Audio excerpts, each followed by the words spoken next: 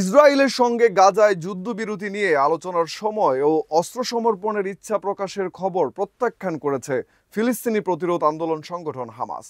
যুক্তরাষ্ট্রের president Donald ট্রাম্পের মধ্যপ্রাচ্য বিষয়ক দূত স্টিভ উইটকফের একটি মন্তব্যের প্রেক্ষিতে এক বিবৃতিতে এই তথ্য জানায় হামাস। উইটকফ দাবি করেছিলেন হামাস অস্ত্রত্যাগে সম্মতি দিয়েছে। যুদ্ধবিরতি আলোচনার সময় হামাস জানিয়েছে তারা অস্ত্রত্যাগের জন্য প্রস্তুত। তবে উইটকফের দাবি প্রত্যাখ্যান করে শনিবার হামাস জানিয়েছে যতক্ষণ পর্যন্ত ইসরায়েলি দখলদারিত্ব অব্যাহত থাকবে ততদিন পর্যন্ত সশস্ত্র কার্যক্রম জাতীয় ও বৈধ হিসেবে থাকবে। বিবৃতিতে আরও বলা হয়, ফিলিস্তিনিদের জাতীয় অধিকার পূর্ণ প্রতিষ্ঠা এবং পূর্ণ সার্বভৌমত্ব এবং স্বাধীন ফিলিস্তিনি রাষ্ট্র যেটির রাজধানী হবে জেরুজালেম যতদিন না হবে ততদিন পর্যন্ত সশস্ত্র লড়াই থামানো হবে না।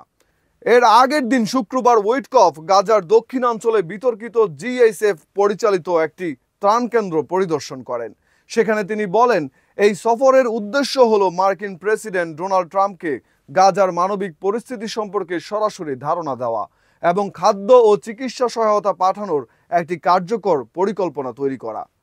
তবে এই সফর নিয়ে হামাস কড়া সমালোচনা করে জানায় এটি একটি প্রচারমূলক নাটক, যার উদ্দেশ্য হলো ইসরায়েলের বিরুদ্ধে চলমান মানবাধিকার লঙ্ঘনের আন্তর্জাতিক সমালোচনা থেকে মনোযোগ সরিয়ে নেওয়া। হামাস আরও দাবি করে, এই বিতরণ ব্যবস্থার মাধ্যমে ইসরায়েল একদিকে যেমন গাজাবাসীদের বাস্তুচ্যুত করছে, অন্যদিকে ত্রাণ সংগ্রহের নামে ফাঁদ পেতে তাদের হত্যা করছে।